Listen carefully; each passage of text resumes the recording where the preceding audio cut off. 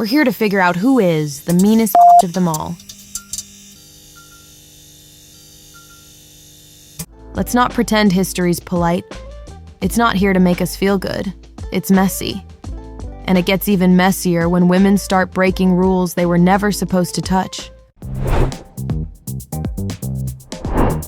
Today, we've got 3 women who cracked open systems that didn't want them and left a whole mess behind. But we're not here to clap politely.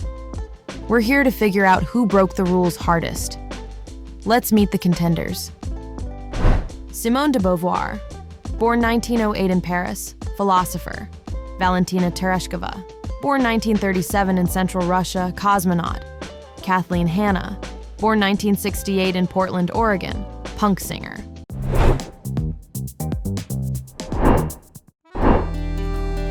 She didn't stand on barricades or lead protests. Simone de Beauvoir wrote, and rewired the world while doing it. In 1949, Le Deuxième Sexe, the second sex, dropped like a bomb. She argued that being a woman wasn't biology. It was constructed. It was banned, mocked. Even parts of feminism weren't sure what to do with it. They said I was too cold, too intellectual, not emotional enough, good, very good. She taught us, you don't dismantle the existing conditions with feelings. You dismantle them with critical thinking. But now, let's leave the desk and head to orbit. She was the first woman in space, the first to stare out that window and see the entire planet. But sometimes, even when you make history, the system still keeps you locked down. She started out as a textile worker, hobby skydiver, and was chosen for the Soviet space program. In 1963, Valentina Tereshkova became the first woman in space. Solo flight. No backup. 48 orbits around Earth. The Soviets turned her into a propaganda icon and then quietly grounded every other woman for decades. I flew because they let me.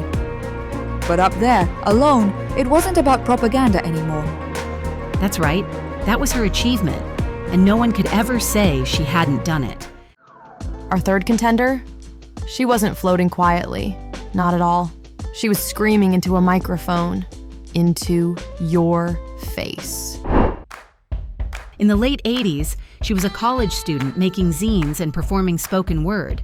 But by the early 90s, Kathleen Hanna grabbed a mic and refused to shut up.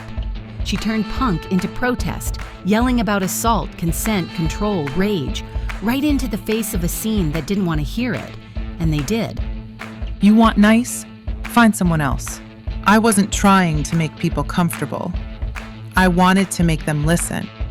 She didn't just help launch the Riot Girl movement. She gave young women a blueprint for turning anger into action, and she made space in music that still echoes today.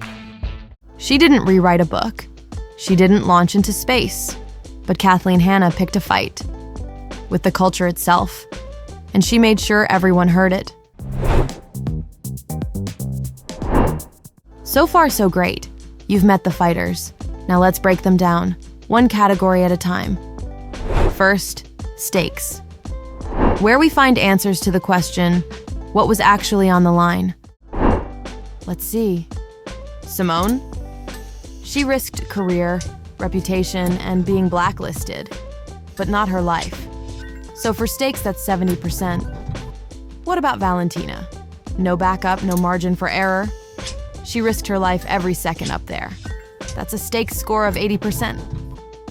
And what was at stake for Kathleen? Career suicide, harassment, but not deadly stakes. That's 60% for her. So the highest score in our first category goes to Valentina. Next, self-awareness. Did they know they were flipping the system? Valentina's self-awareness? Chosen by the state. Brave, but not self-directed revolution, I'd say. That's only 40%. How aware was Simone of what she was doing? Fully intentional. She knew exactly what she was writing. So we give her 95%. And Kathleen? Total clarity. She detonated on purpose. 95%. So this category has 2 winners the very self-aware Simone, and Kathleen. Here comes firstness. How groundbreaking was it? Had anyone done it before? How about Simone's firstness? Not the first feminist, but she reframed everything. So that makes it 60%. How first was Valentina? Very. First woman to leave Earth. Who can beat that? 100%. And Kathleen? One of the first to bring raw feminist rage into punk. So, 80%. The winner of our firstness category is Valentina. Next stop, rule-breaking impact. How much did they actually shift the system? What about Simone? Permanent foundation for feminism. 90% total rule breaker. Was Valentina rule breaking? Symbolic but limited immediate change. We give her 70%. And the riot girl Kathleen? Redefined feminist activism for a generation. 85%. That was a close race.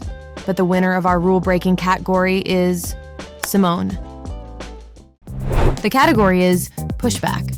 How hard did the world hit back? Kathleen, media attacks, blacklisting, harassment, 100%. Valentina, used by the state, not attacked directly, 50%. Simone, banned, mocked, isolated, 80%. Winner, Kathleen. And finally, their legacy. Are we still living with what they did? Simone's legacy? Still central to feminist thought. That's a whopping 95%. How about what Valentina left behind? Symbolic, but didn't open lasting doors. Let's give her 60%. Kathleen? Still shaping feminist culture and youth activism. A strong 80%. The legacy winner is Simone.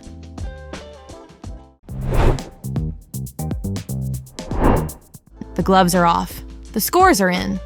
And what a fight it was. We started with 3 contenders. They battled through 6 ruthless rounds. And now only one of them will take the ultimate title. Ready for the truth? Here come the final scores to crown the meanest of the bunch. Valentina Tereshkova, 67%. Simone de Beauvoir, 82%. Kathleen Hanna, 83%. And there it is. Kathleen Hanna takes it by 1%. But honestly, these were all fights that weren't supposed to be won, and none of them waited for permission. You've seen my scores. Now it's your turn. Drop your scores in the comments. Tell me where you agree, where I'm completely off, and who we should rank next. Subscribe and stay bold. This is Voices of Courage.